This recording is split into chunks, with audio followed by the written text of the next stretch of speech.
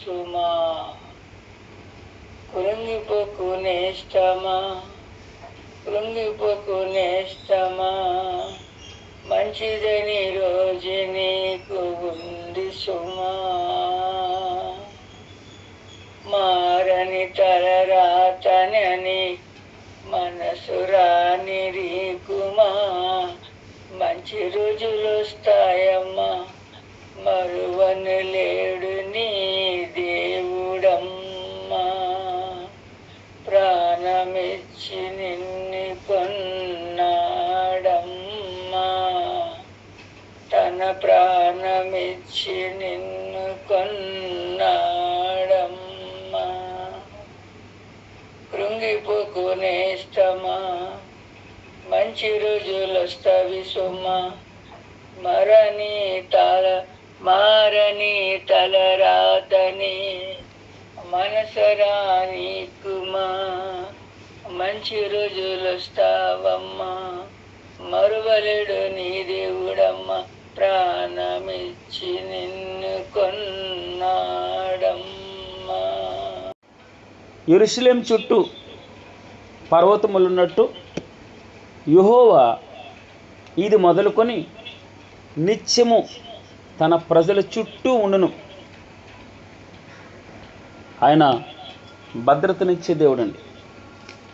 ఆయన కాపాడే దేవుడు. ఎలా కాపాడతాడట? 121వ కీర్తన 5వ వచనం, యెహోవాయే నిన్ను కాపాడువాడు, నీ కుడి ప్రక్కను యెహోవా నీకు నీడగా ఉండును. ఈ వాక్యం చదువుతుంటే ఎంతో సంతోషం అనిపిస్తుంది. మనకు తెలుసు, క్షమించండి, మనకు తెలుసు వాక్యం. అయితే యాకోబు నిన్ను సృజించిన వాడకు యెహోవా, ఇశ్రాయేలు నిన్ను నిర్మించిన వాడకు యెహోవా ఇలాగూ సెలవిచ్చుచున్నాడు, నేను నిన్ను విమోచించి ఉన్నా, భయపడకము, పేరు పెట్టి పిలిచి ఉన్నా. నువ్వు జలములలో పడి దాటినప్పుడు నేను నీకు తోడైందును, నదుల్లో పడి వెళ్ళినప్పుడు అవి నీ మీద పొర్లు పారు, నువ్వు అగ్ని మధ్యను నడిచినప్పుడు కాలిపోవు, జ్వాలలు నిన్ను కాల్చవు. ఇవి భగవంతుడు చెప్పే మాటలండి. పరిశుద్ధాత్మ దేవుడు మనకి వాక్యం ద్వారా ఆదరణ కలిగించే మాట. భయపడకము, పేరు పెట్టి నిన్ను పిలిచిన యెహోవా నీకు నీడగా ఉంటాడట. నీడ ఏ విధంగా మనల్ని డిస్కనెక్ట్ అవదో మీరు చూడండి. ఏ సందర్భంలో కూడా నీడ మనల్ని వెంటాడుతూ ఉంటుంది. నీడ అనగా వెలుగు ఒక పక్క నుంచి వచ్చి మన నుంచి వచ్చే షాడో.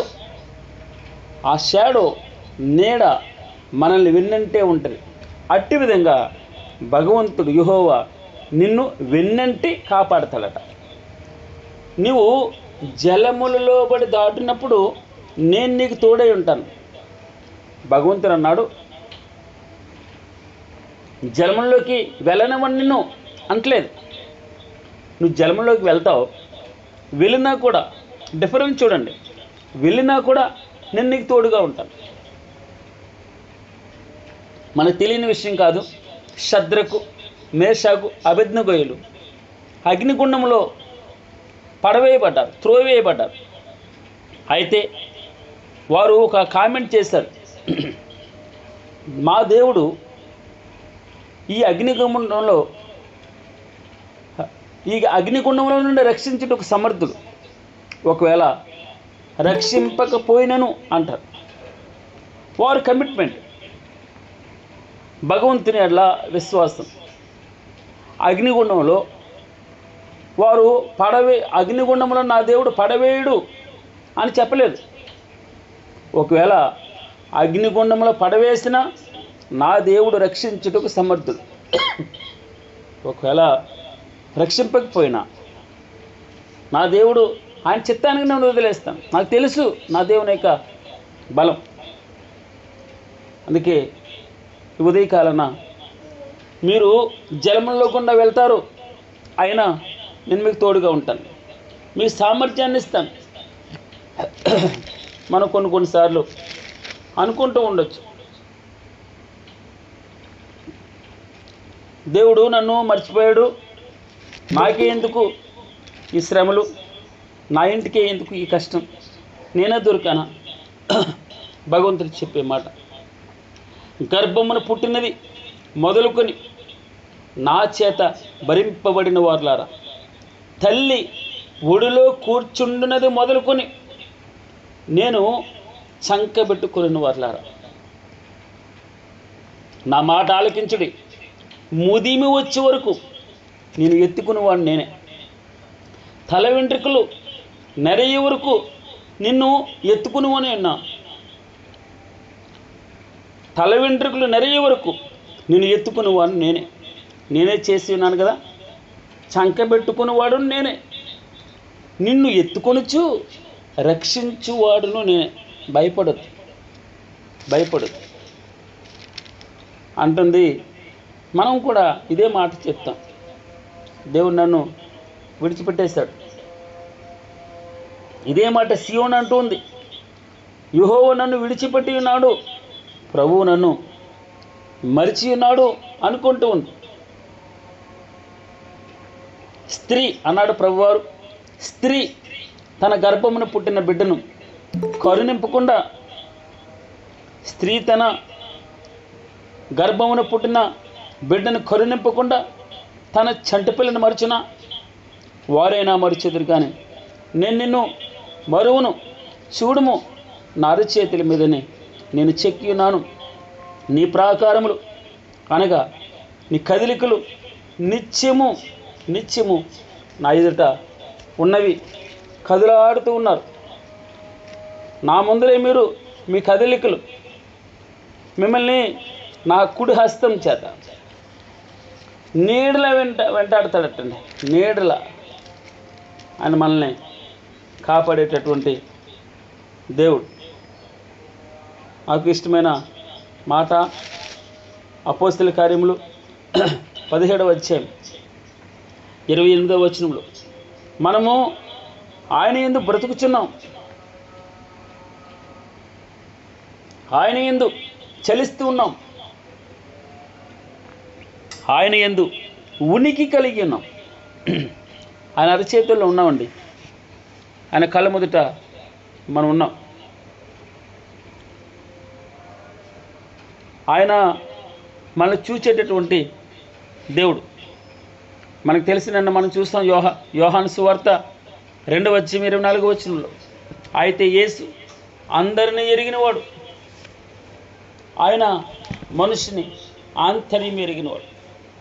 నీ బాధ, నీ కష్టం మనుషులకి తెలియకపోవచ్చు, భగవంతునికి ఎరుక. భయపడవద్దు అంటాడు. మరియు ఫిబ్రవరికి రాసిన పత్రిక 4:12 అంటాడు, మరియు ఆయన దృష్టికి కనబడని సృష్టం, ఈ సృష్టిలో ఆయనకు మరుగైనది ఏదీ లేదు, అంతా ఆయనకు తెలుసు అంతా. అందుకే తల్లి అంటది, చూచుచున్న దేవుడు అని పేరు పెట్టారు. మనల్ని ఆయన చూస్తూ ఉన్నాడు, గమనిస్తూ ఉన్నాడు. మనం ఎఫెసుకు రాసిన ఉత్తరం, సాక్షాత్తు యేసుక్రీస్తు వారే ఆ ఉత్తరాన్ని రాస్తూ ఉన్నాడు యోహాను ద్వారా. చెవుగలవాడు ఆత్మ సంగములతో చెప్పుచున్న మాట విన్నుగాక అంటూ, జయించువానికి దేవుని పరదేశిలో ఉన్న జీవవృక్ష ఫలములను భుజింపనెత్తును అన్నాడు. ఇంతవరకు దానికి రిస్ట్రిక్షన్ ఉంది. ఆ జీవవృక్ష ఫలముల దగ్గరికి ఎవరెవరు వెళ్ళకూడదు. కాపలాగా ఉంచాడు భగవంతుడే. ఈ రోజున మనకు ఒక అవకాశం క్వాలిఫికేషన్ ఏంటంటే మారు మనసు పొందాలి. మొదటి ప్రేమని మరలా వెతికి పట్టుకోవాలి. ఎక్కడ భగవంతుని మనం అంగీకరించామో, ఎక్కడ మన పాపం ఒప్పుకున్నామో, ఏ స్థితిలో నుండి పడిపోయామో, ఆ స్థితిలో నుండి ఎక్కడి నుంచి బయటకు వచ్చామో, మొదట ఎంత మనం ఇష్టంగా భగవంతుని ప్రేమించామో, వాక్యాన్ని ప్రేమించాం, ప్రార్థన ప్రేమించాం, చర్చిని ప్రేమించాం, సహవాసాన్ని ప్రేమించాం, బలలో చేయి వేయకుండా ఏ రోజు ఉండలేదు. అయితే ఈరోజు ఉన్న ఉజ్జీవం, ఆ రోజున ఉన్న ఉజ్జీవం ఈ రోజున ఎందుకు లేదు? అయితే భగవంతుడు చెప్పిన మాట నిన్న అంటాడు, నీవు ఏ స్థితిలో నుండి పడితేవో అది జ్ఞాపకం చేసుకుని మారు మనసు పొంది ఆ మొదటి క్రియలు చేయి, అట్లు చేసి నీవు మారు మనసు పొందితేనే సరే, లేని ఎడల నేను నీ ఎద్దుకు వచ్చి నీ దీపస్తంభమును దాని చోటు నుండి తీసివేతును.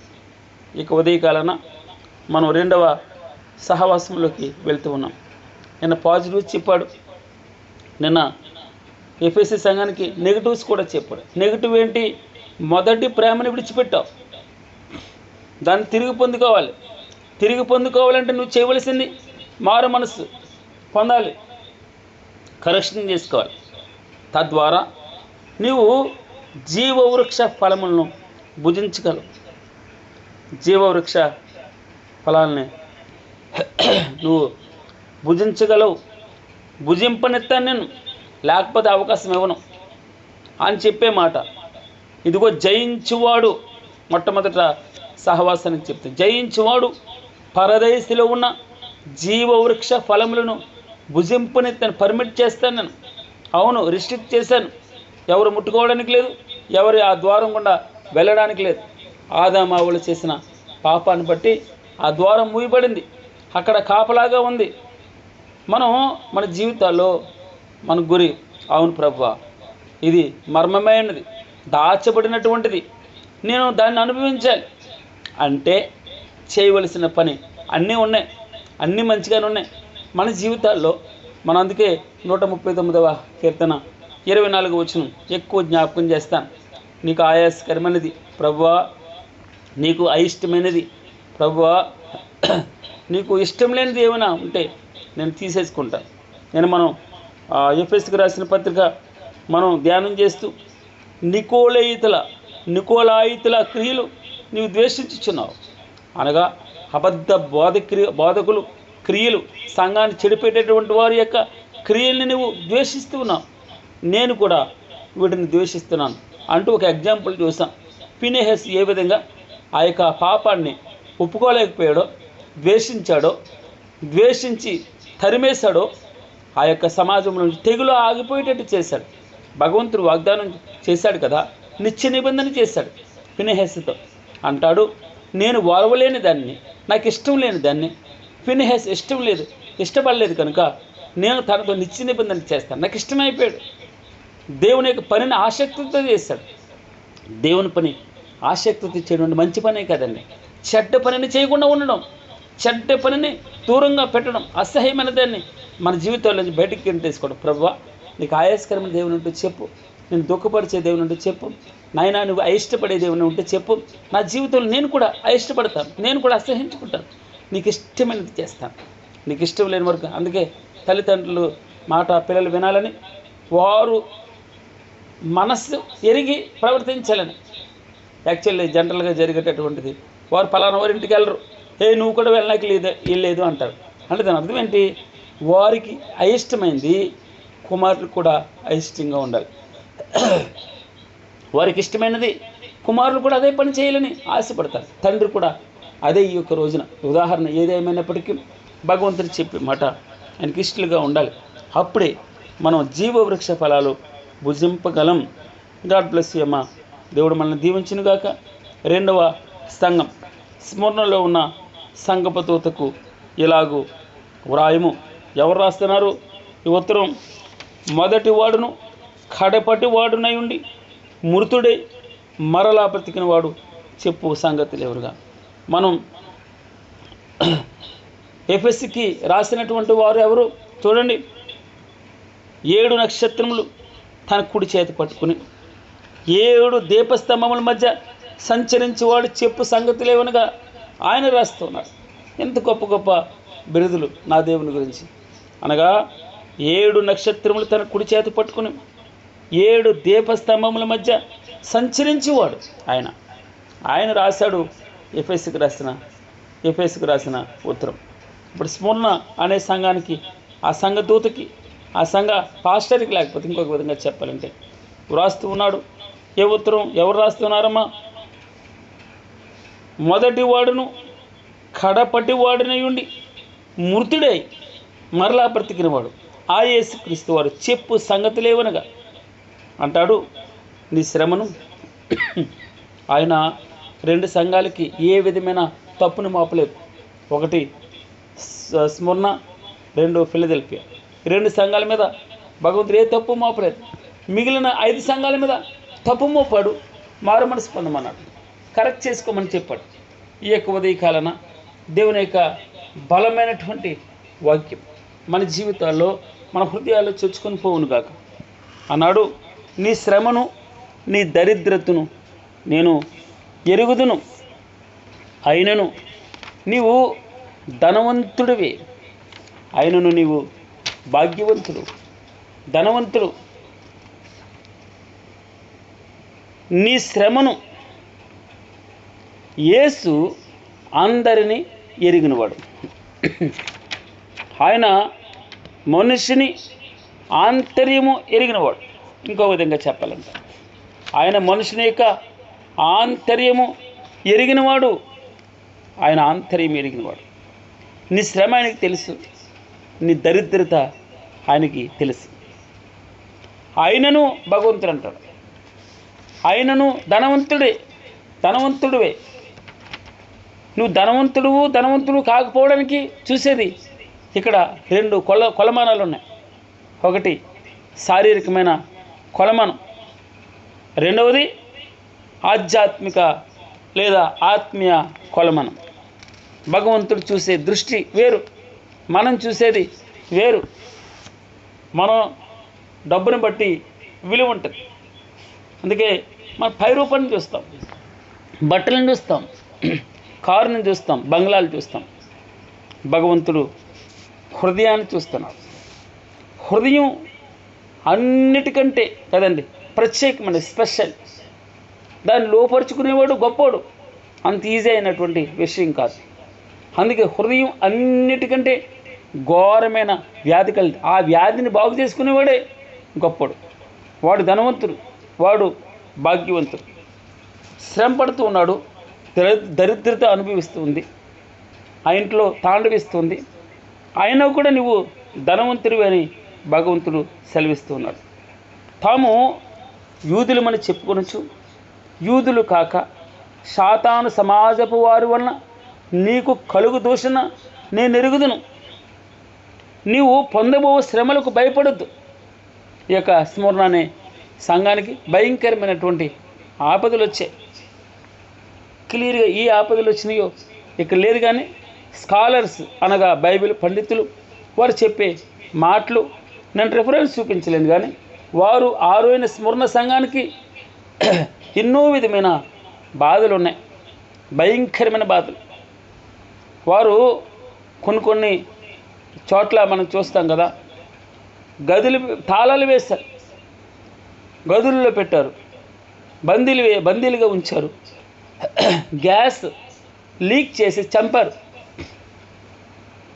వారు నరమేధం, ఇంకొక విధంగా చెప్పాలంటే క్రీస్తుని అంగీకరించినటువంటి వారిని చాలామందిని చంపేశారండి. గ్యాస్ వదిలిపెట్టేసి ఒక గదిలో మొత్తం అందరిని పెట్టి గ్యాస్ వదిలేసి వారిని చంపేసినట్టుగా మనం చూస్తాం. అయినను నీ శ్రమను దరిద్రతను నేను ఎరుగుదును. చాలా కష్టపడుతున్నాను, చాలా ప్రభువును ఆయన భారమని నువ్వు ఎంచుకోనట్లేదు. అందుకే మన జీవితాల్లో జీవితం అంటేనే కష్టమండి. ఒక కష్టాన్ని నుంచి ఇంకో కష్టానికి మనం ప్రయాణం చేస్తూ ఉంటాం.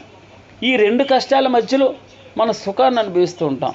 కానీ యాక్చువల్లీ ఈ గమ్యం, ఒక గమ్యం నుంచి ఇంకో గమ్యానికి మనం దాటాలంటే కూడా సుఖాల ద్వారా దాటుతాం. ఒక సుఖం నుంచి ఒక సుఖానికి వెళ్ళాం. మనం ఒక కష్టం నుంచి ఇంకో కష్టానికి దాటుతూ ఉంటాం. మధ్యలో కొన్ని సుఖాలు అది అనుభవిస్తూ ఉంటాం, అంతే తేడా.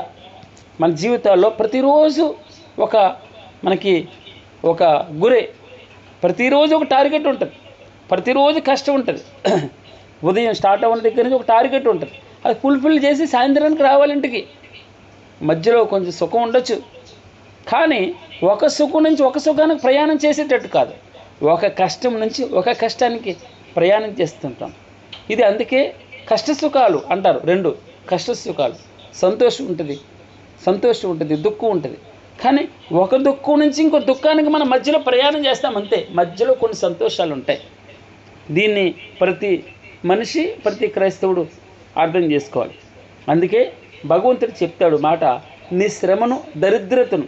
కానీ మనిషి దుఃఖాన్ని నుంచి తప్పించుకోవడానికి ఇష్టపడతాడు, కష్టాన్ని నుంచి తప్పించుకోవడానికి ఇష్టపడతాడు. ఈ ఉదయకాలన ప్రభువా, నేను జలాల గుండా వెళ్ళవలసి వస్తుంది, కానీ నువ్వు నాకు తోడుగా ఉంటావు చాలు. అది నువ్వు బాధ భరించవలసి వస్తుంది, కానీ ఆయన మనకి తోడుగా ఉంటాడు చాలు. ఆయన మనతో ఉంటాడు, మనకి నీడగా ఉంటాడు. ఇంకొక విధంగా చెప్పాలంటే యెరూషలేము చుట్టూ కొండలున్నట్టు మన చుట్టూ యెహోవా తోడుగా ఉంటాడు. ఈ ఉదయకాలన భగవంతుని యొక్క కాపుదల, ప్రభువా నీ సన్నిధి రాకపోతే నేను వెళ్ళను అంటున్నాడు. ఎవరు? మోషే. అదేవిధంగా ప్రభువా నువ్వు నాతో రా, నువ్వు నా ఇంట్లో ఉండు, మాతో ఉండు, మా బిడ్డలతో ఉండు, మాతో నీడగా నువ్వు ఉండాలి, మమ్మల్ని వెన్నాడాలి, మా ముందర నువ్వు ఉండాలి, మా వెనుక నువ్వు ఉండాలి, మమ్మల్ని ప్రొటెక్షన్ చేయాలి ప్రభువా.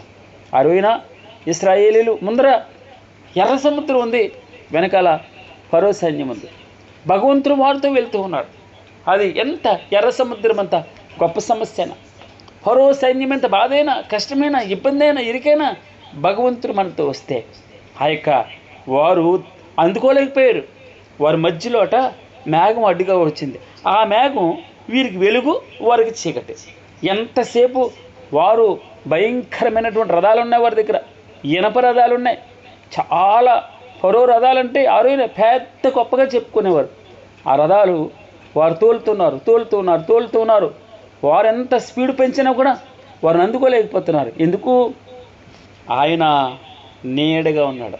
పగలు మేఘస్తంభం చల్లగా ఉంటుంది, రాత్రి అగ్నిస్తంభం వెచ్చగా ఉంటుంది. చలిలో ఆయన వెచ్చదనాన్ని ఇస్తాడండి.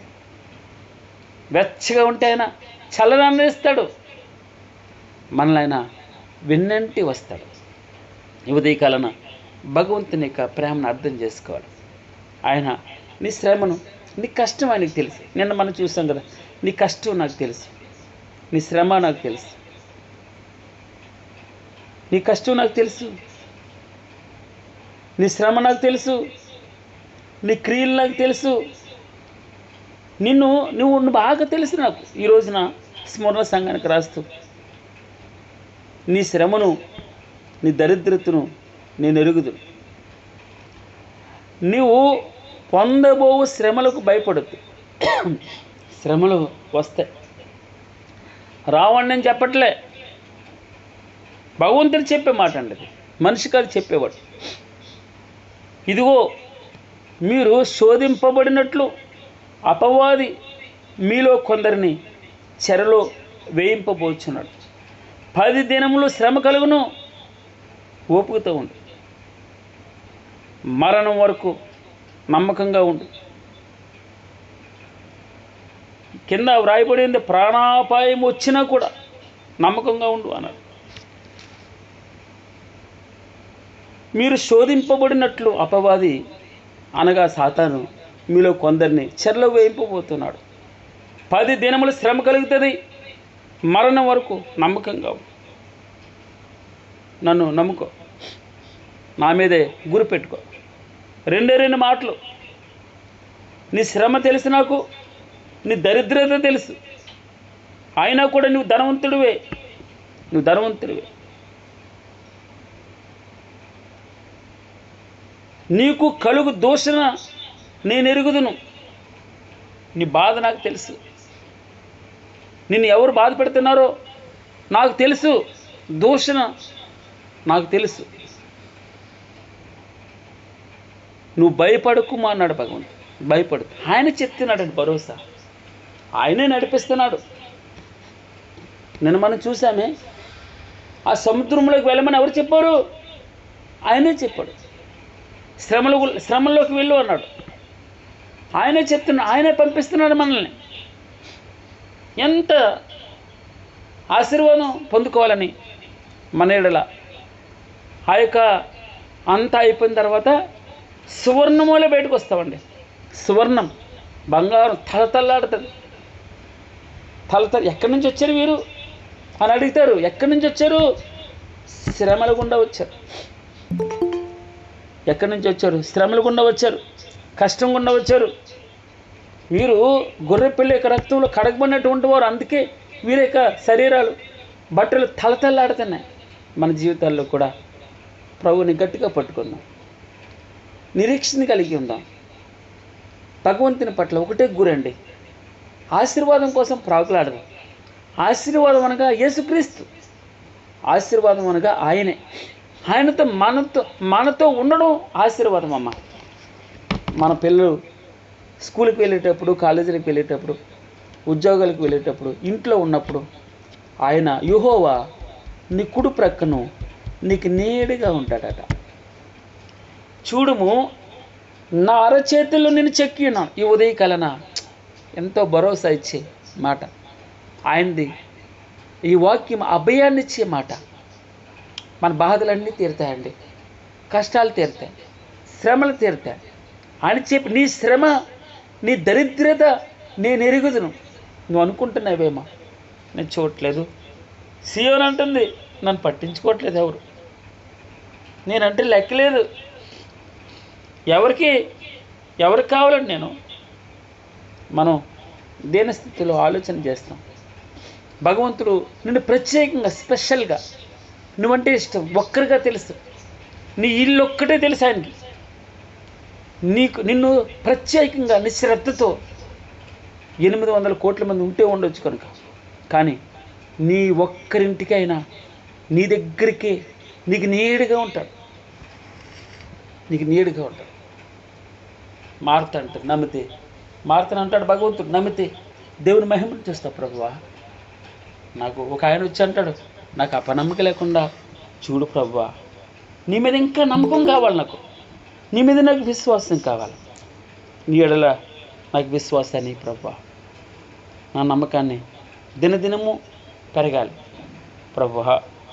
భగవంతుడు అంటాడు, నీ శ్రమను, నీ దరిద్రతను నేను ఎరుగుదును. అయినను నీవు ధనవంతుడివే, నీవు పొందబో శ్రమలకు భయపడద్దు, భయపడకము.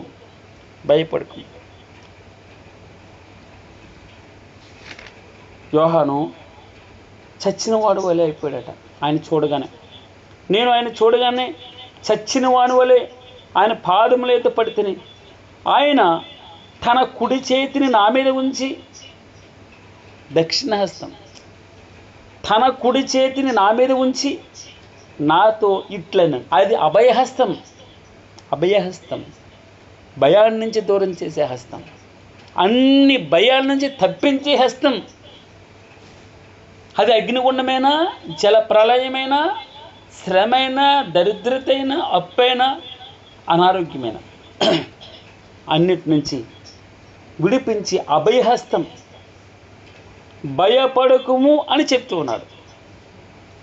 ఆయన తన కుడి చేతిని నా మీద ఉంచి నాతో ఇట్లనెను, భయపడకము, నేను మొదటివాడును, కడపటివాడును, జీవించువాడును, మృతుడినైతిని కానీ ఇదిగో యుగ యుగములు సజీవుడినై ఉన్నాను. మరియు మరణమును యొక్కయు పాతాళ లోకం యొక్కయు తాళపు చెవులు నా స్వాధీనంలో ఉన్నవి. ఈయన ఎవరో, గాలియు తుఫాను ఈయనకు లోబడుతున్నాయంటే అనుకుంటూ ఉన్నారు. ఆయన సృష్టికర్త, సృష్టిమంతా నిన్న రూపస్ వాక్యం చెప్పి సృష్టి అంతా ఆయనకు లోబడుతుంది. పురుగు లోబడుతుంది. పురుగుని రమ్మంటే సొరచెట్టును తొలిచేసింది. సొరచెట్టు రా యోనాకి నీడని అంటే నీడగా ఉంది.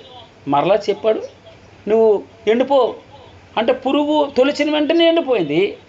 తూర్పు గాలిని రమ్మన్నాడు, ఎండన వేడి మీకు కలిగించాలన్నాడు, విన్నది. సొరచేప వచ్చింది, యోనాను మింగమన్నది, 3 రోజులు కడుపులో ఉంచుకుంది, మరలా కక్కమన్నది, కక్కింది. సముద్రాన్ని చెప్పాడు, నువ్వు తుఫాను రావాలి అన్నాడు, తుఫాన్ని ఆగమన్నాడు, అన్నీ లోబడుతున్నాయి. కానీ సర్వసృష్టం అంతే లోబడుతుంది.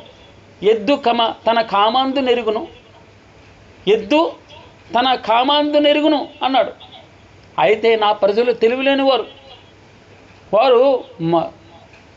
మొఖాలు పైకే చూస్తున్నారు, కింద చూడలే, కన్ను మిన్ను కానట్లేదు, మర్చిపోయారు భగవంతుని. ఉదయకాలన భగవంతుడు అంటాడు, ఇదిగో మీరు శోధింపబడినట్లు అపవాది నీలో కొందరిని చెరలో వేయింపవచ్చు. ఏ విధమైనటువంటి బలహీనత గురించి విస్మరణ సంఘంతో మాట్లాడలేదు. అలాగే ఫిలదెల్ఫియా సంఘం గురించి కూడా ఆయన ఏ విధమైనటువంటి తప్పు మోపడు. కానీ తన బాధ, ఆ సంఘం పడే బాధను చూస్తూ ఉన్నాడు, భరోసా ఇస్తూ ఉన్నాడు, ఆయన అభయహస్తాన్ని ఇస్తూ ఉన్నాడు. ఇదిగో మరణం వరకు, అనగా ఏ ప్రాణాపై వచ్చినా కూడా నమ్మకంగా ఉండు. కింద వ్రాయబడిన మాట, ప్రాణాపై వచ్చినా కూడా నమ్మకంగా ఉండము. ఫుట్నోట్లో ఉంది, నేను నీకు జీవకిరీటం ఇస్తాను. జీవకిరీటం అంటే అది వాడిపోయేదే కదా, వాడవారనిది అని వ్రాయబడి ఉంది. అంటే పువ్వు ఉదయం పుష్పించి సాయంత్రానికి వాడిపోతుంది. ఇది వాడబారనిది, వాడబారని కిరీటం మనకి తలతల్లాడుతుంది. ఆ యొక్క ఆ పొగడత ఒకరోజుతో పోయేది కదండి, ఎప్పుడు సర్వోన్నతితో ఉంటుంది. ఆయన అందుకే ప్రభువు మెచ్చుకుంటే అది ఆనందం కంటిన్యూగా ఉంటుందండి. మనల్ని ఎవరైనా పొగిడారనుకోండి, ఎంత సంతోషం ఉంటుంది, ఎంతసేపు ఉంటుంది, మళ్ళీ మర్చిపోతాం. కానీ మళ్ళీ మర్చిపోము. వాడవారిని కిరీటం మనకి ఇస్తాడు ఆయన, జీవ కిరీటాన్ని ఇస్తాడు. ఎప్పుడు నమ్మకంగా ఉంటే. కష్టం, మనం బాధలు వచ్చినప్పుడు, కష్టం వచ్చినప్పుడు మనం ధీటుగా నిలబడాలి, అధైర్యపడదు, మానసికంగా కృంగిపోవద్దు. భగవంతుడు మన జీవితంలో ఇచ్చే ఈ ఆదరణ మాట, మనకి అభయాన్ని ఇచ్చేటటువంటి మాట. నీకు శ్రమ కలుగుతుంది, నాకు తెలుసు, నీ దరిద్రత నాకు తెలుసు, నీ ఏడుపు నాకు తెలుసు, నీ కృంగిపోయావు, పడిపోయావు నాకు తెలుసు. నువ్వు ఒకరోజు కాదు, చాలా రోజుల నుంచి నువ్వు ఇబ్బంది పడుతున్నావు. ఎవరితో చెప్పుకోవాలో అర్థం కాని స్థితి, మనుషులకి కొన్ని చెప్పుకోలేము. ఈ రోజున ఆయనతో మనం చెప్పుకోవచ్చండి. మనకి ఆయన దగ్గర అడ్డం ఏమీ లేదు. మన వ్యక్తిగతంగా ఆయన దగ్గర, ఆయన మన హృదయ ఆలోచనే ప్రార్థన అండి, మన తలంపులే ప్రార్థనలు, భగవంతుని ఆలోచన చేయడమే ప్రార్థన. మన ప్రార్థనలన్నీ ఆలకిస్తారు. మనకి ఈరోజు నా కష్టం రేపు ఉండదమ్మా, నీకు మంచి సంతోషాన్ని ఇస్తాడు, తృప్తి దొరుకుతుంది, ఆనందం ఉంటుంది. అవును ప్రభువా, ఈ శ్రమలను ఎందుకు ఎలా చేస్తావు? ఒకటి క్రమశిక్షణ నేర్పించడానికి, ఒకటి క్రమశిక్షణ నీ జీవితంలో నా జీవితంలో నేర్పించడానికి, రెండు సంరక్షించడానికి. ఒకవేళ బస్సు వచ్చి మీద పడిపోతుంది, ఒకవేళ ఎవరన్నా వచ్చి నేను లాగేస్తే ఉదుటని లాగుతారు, త్వరగా లాగుతారు. ఆ లాగేటప్పుడు నీకు ఎక్కడన్నా దాన్ని ఏమంటారు గిచ్చుకోవచ్చు, ఎక్కడన్నా చిన్న బ్లడ్ రావచ్చు, కొంచెం ఇబ్బంది ఉండి ఏదైనా బోన్ ఎరగవచ్చు. కానీ నీ ప్రాణాన్ని తప్పించాడు. సంరక్షణ అంటే అది. నిన్ను శ్రమల గుండా వెళ్ళేటప్పుడు నిన్ను కొంచెం ఇరుగ్గా ఉంటుంది, తర్వాత దేవుడు చక్కని నీకు సంతోషాన్ని ఇస్తాడని నువ్వు ఆశ్చర్యపోతావు. నాలుగవది, నిన్ను హెచ్చించడానికి ఆ శ్రమల గుండా వెళ్ళేటటువంటి ఆ యొక్క ఆనిముత్యులాగా బయటకు వస్తావు. ఈరోజు నా ఇబ్బంది ఉండొచ్చు, కష్టం ఉండొచ్చు. భగవంతుడు చెప్పే మాట, నీ శ్రమను దరిద్రతను నేను ఎరుగుదును, అయినను నీవు ధనవంతుడివే, తాము యూదులమని చెప్పుకొనొచ్చు యూదులు కాక సాతాను సమాజపు వారు అన్న నీకు కలుగు దోషని నేను ఎరుగుదును. నీవు పొందబోవు శ్రమలకు భయపడుతూ, నీవు పొందబోవు శ్రమలకు భయపడుతు. స్మరణ సంఘానికి యేసుక్రీస్తు వారి సాక్షాత్తు రాస్తూ ఉన్నారు. ఇదిగో మీరు శోధింపబడినట్లు అపవాది మీలో కొందరిని చెరలో వేయింపబోచున్నాడు. నేను ఎలాగ చేస్తాను, ఆయన ఎలాగ చేస్తాడు. ఆయన ఎలా చేస్తే కానీ ఒక వెంట్రుక నలుపుగా కానీ తెలుపుగా కానీ అవుతుంది. ఆయన చిత్తం లేకుండా ఎవడెవడు మనల్ని టచ్ చేయడానికి లేదండి. ఇది లెక్క. ఆయనే ఎలా చేస్తున్నాడు, ఆయనే పంపిస్తున్నాడు. శత్రువు తప్పట్లు కొట్టడానికి ఏమీ లేదు, ఇంకా ఆయనే ఎలా చేస్తున్నాడు. ఇదిగో మీరు శోధింపబడినట్లు అపవాది మీలో కొందరిని చెరలో వేయింపబోచున 10 దినములు శ్రమ కలుగును. ఒకవేళ నీకు శ్రమ రాకపోతే కింద మీద నిలబడు నువ్వు. భగవంతుడు చెప్పే మాట, నా మాట కాదు. 10 దినములు శ్రమ కలుగును, మరణము వరకు. అనగా ఫుట్ నోట్లో ఏం వరకు రాయబడింది? ప్రాణాపాయం వచ్చినా కూడా నమ్మకంగా ఉండు, నేను నీకు జీవ కిరీటం ఇస్తాను నమ్మకంగా ఉంటే. నిన్న చెప్పిన మాట, నువ్వు మారు మనసు పొందాలి, మొదటి ప్రేమను మరలా పొందాలి. అది ఇక్కడ ఏం చెప్తున్నాడు? నమ్మకంగా ఉండాలి. ప్రాణాపాయం వచ్చిన మరణం వరకు నమ్మకంగా ఉండి విడిచిపెట్టద్దు. సంగములతో ఆత్మ చెప్పుచున్న మాట చెవిగలవాడు వినుగాక. జయించేవాడు రెండవ మరణం వల్ల ఏ హానియు చెందడు. రెండవ మరణం ఉండదు. 10 దినములు శ్రమ కలుగుతుంది, మరణం వరకు నమ్మకంగా ఉండు. భగవంతుడు చెప్తాడు, ఇదిగో రెండవ రాకడ సందర్భంలో ఓరవోదగా ప్రతి ఒక్కరూ అక్షయులుగా లేపడతారు. క్షయమైన ఈ శరీరాన్ని వదిలిపెట్టేసి అక్షయమైన శరీరంతో లేపబడతారు. ప్రతి ఆత్మ మహిమ శరీరమును పొంది సమాధుల నుండి వెలుపలికి వస్తారు. దీన్ని రెండవ జన్మని అంటారు. అయితే ఈసారి జీవితం క్రీస్తు ప్రభు యొక్క తీర్పును అనుసరించి ఉంటుంది. ఆయన తీర్పు తీరుస్తాడు. ఈ తీర్పు మత్తయి సువార్త 25వ అధ్యాయంలో మనం చూడొచ్చు. మంచి చేసిన వారికి జీవ కిరీటం, ఇదిగో మంచి చేయని వారికి రెండవ మరణం అని చెప్పాడు. ఇది రెండవ మరణం. పాపం చేయి ప్రతి ఒక్కరికి ఇది బహుమతిగా వస్తుందట. ఒకసారి చచ్చిపోయింది మరణం కాదు, రెండవసారి ఆయన ఇచ్చే తీర్పును బట్టి చచ్చిపోవడం. ఆయన తీర్పులో ఆయన శిక్ష విధిస్తాడు.